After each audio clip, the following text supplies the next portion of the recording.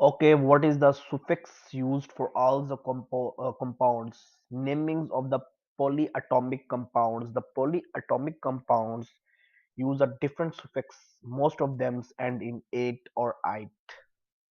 There are the few exceptions that end in the "ides", including the hydroxide, peroxide, cyanides. Example of sodium sulfate, which is equal to the sodium sulfate suffix "ide".